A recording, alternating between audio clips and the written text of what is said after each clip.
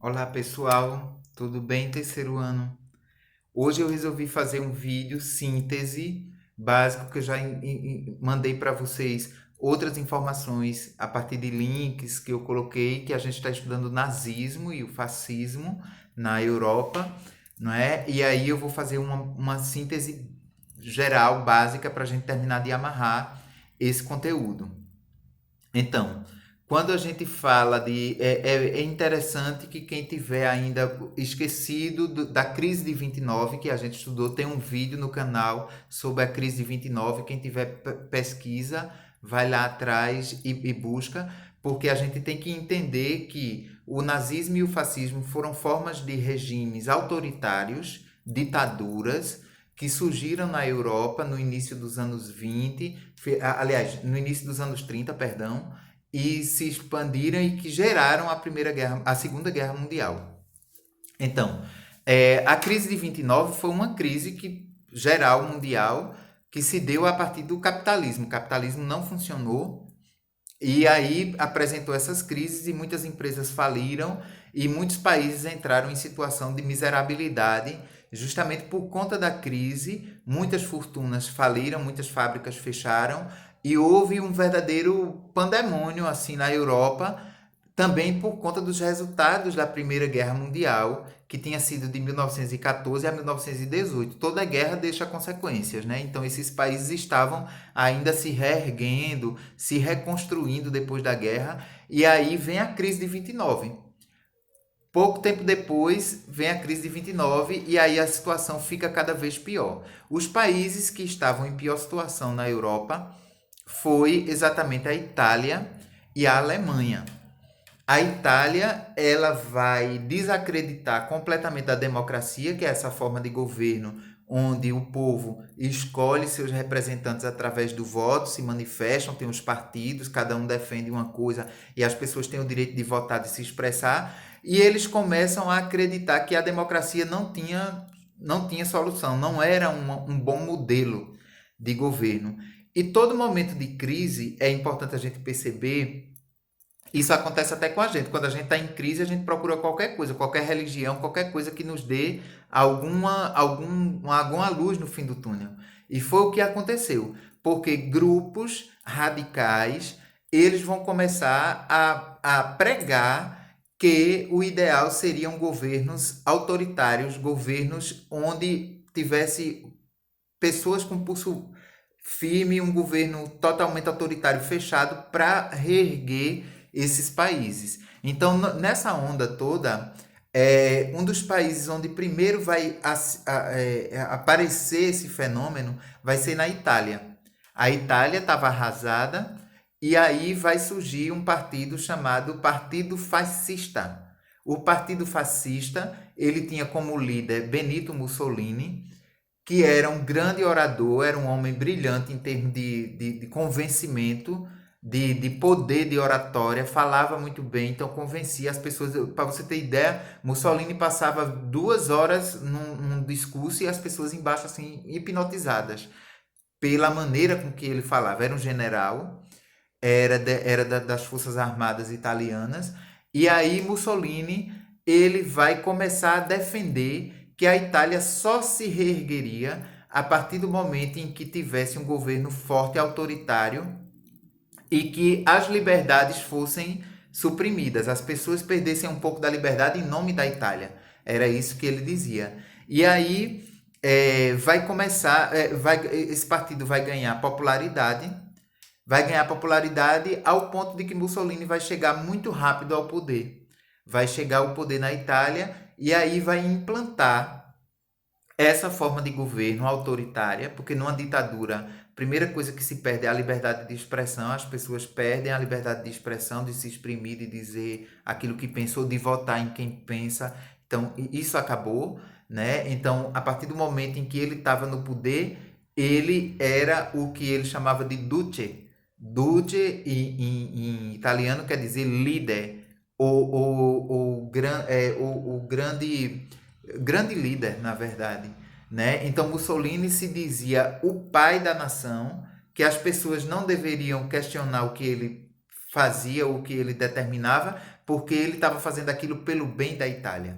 Então, dentro de uma ditadura, você é proibido até de pensar, né? Livros, as escolas, elas são organizadas para que não se critique o governo, para que se enalteça o governo e a pátria. O governo é considerado, o governo passa a ser a figura da pátria em si. Ele não é mais um homem comum que está ali porque a gente deu poder a ele, não.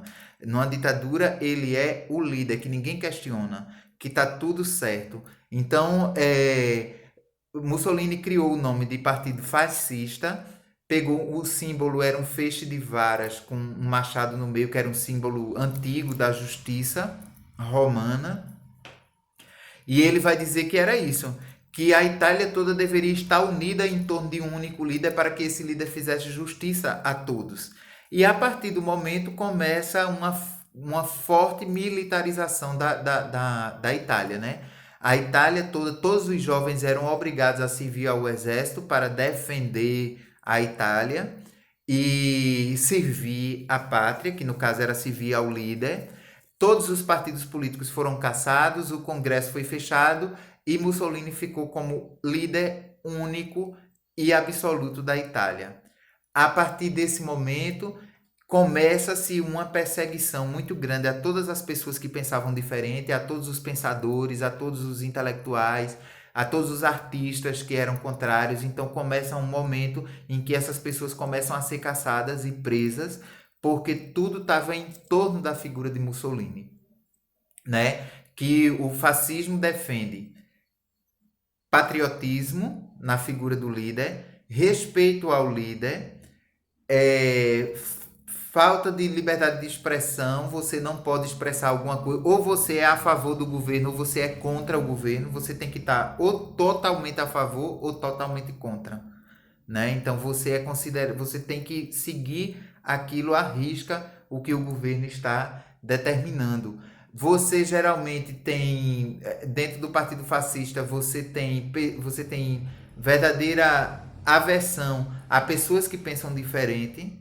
Todo mundo tem que pensar igual, ninguém pode pensar diferente do que o líder determina.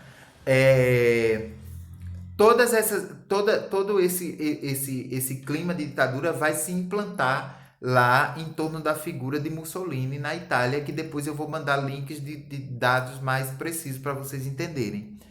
E na Alemanha, a mesma coisa. Na Alemanha, em torno da figura de Hitler, né? O Adolf Hitler era um soldado de guerra, tinha lutado na Primeira Guerra pela Alemanha, e a Alemanha estava arrasada depois da Primeira Guerra Mundial, ao ponto de que Hitler, muito inspirado na figura de Mussolini, vai criar na Alemanha o Partido Nazi, ou o Partido Nazista, né? Onde ele havia sido preso e na cadeia ele escreveu um livro chamado Mein Kampf, que quer dizer em alemão Minha Luta. É o livro que ele conta a vida dele, a história de vida dele. E, na verdade, Hitler, enquanto estava na cadeia que esse livro foi lançado, ele já se tornou uma figura conhecida, muito conhecida, um influencer, né, daquela época, dos anos 30. E enquanto ele estava na cadeia, o partido estava se organizando. E quando ele termina de sair da cadeia, ele já estava com grande parte da Alemanha favorável às ideias dele. As ideias de Hitler era muito baseada nas ideias de Mussolini, com uma diferença. Ele dizia que a Alemanha tinha talento para ser a maior nação do mundo. E essa maior nação do mundo, ela só aconteceria se tivesse um grande líder para conduzir aquele povo.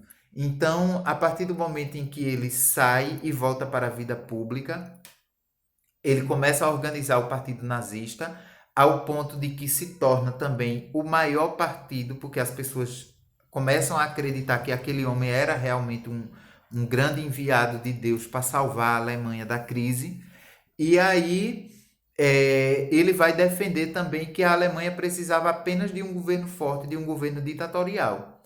Nesse momento, começa-se uma campanha muito grande contrário aos judeus. Os judeus já viviam na Alemanha É interessante até que vocês também pesquisem um pouco sobre o que são os judeus, quem são os judeus, o que é que eles defendem, que eu já falei disso, então não vou voltar a falar. Vocês retomem, refresquem essa ideia na cabeça. E aí começa-se uma perseguição e ele vai culpar, dizer que o culpado da crise na Alemanha está naquela situação era dos judeus, que geralmente eram ricos, banqueiros, empresários, enfim. Então começa-se, quando Hitler chega, participa de eleições e vence as eleições para chanceler na Alemanha.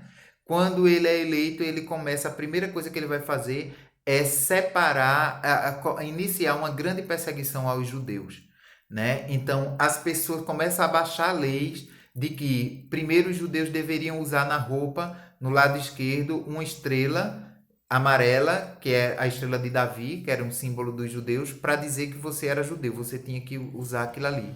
Então depois ele começa a separar os judeus em bairros, que eram chamados de guetos. Todos os judeus foram retirados de suas casas e tiveram que ser separados em casas à parte. Judeus não frequentavam as mesmas escolas nem os mesmos lugares dos alemães e começa uma perseguição muito grande aos judeus, ao ponto de que ele começa a prender grandes empresários e grandes banqueiros e grandes fortunas dos judeus, prendia os judeus e confiscava para o Estado aquele dinheiro que pertencia àquelas pessoas. Tudo isso com a conivência do povo alemão, porque o povo alemão era incentivado desde as escolas de que agora a Alemanha estava no caminho certo com aquele líder e que eles deveriam trabalhar nesse projeto de nação, nesse projeto de construir a nova Alemanha, ou o Reich, o terceiro Reich, como ele chamava, que era o terceiro império alemão. Ele dizia que a Alemanha iria dominar o mundo, ele tinha um projeto de dominação do mundo. E a partir daí os alemães, em suas escolas, na própria família, era incentivado o ódio aos judeus, né? Ódio não apenas aos judeus, aos estrangeiros, aos ciganos, aos homossexuais e aos negros. Testemunhas de Jeová também sofreram perseguições. Então, essas pessoas que Hitler dizia que eram as raças impuras, elas, segundo ele, deveriam se afastar do povo alemão, porque o povo alemão era o povo limpo, era a raça pura, era a raça que tinha o talento natural de dominar o mundo, porque eram mais capazes, mais inteligentes, mais... Então ele vai levantar a autoestima do povo alemão em detrimento à perseguição dessas outras categorias. E aí começa-se uma grande perseguição, essas pessoas eram proibidas de sair da Alemanha e elas começam a ser presas e suas fortunas confiscadas, suas propriedades perdidas para o Estado, e depois de um tempo Hitler vai começar a usá-los como mão de obra escrava para as obras do Estado. Então a economia da Alemanha vai subir em 2 tempos, em cima de todo esse reinado de horror, e Hitler vai cada vez mais ganhar popularidade, porque as pessoas vão dizer, ora, a Alemanha estava lascada e agora esse cara está fazendo da Alemanha uma grande nação. Então é um tema bem complexo, nazismo e fascismo, mas a gente vai estudando aos poucos e por hoje a gente fica por aqui, porque eu vou dar uns adicionais no grupo para vocês irem aprofundando mais isso e tirando as dúvidas para a gente ir avançando, tá bom? Um abraço.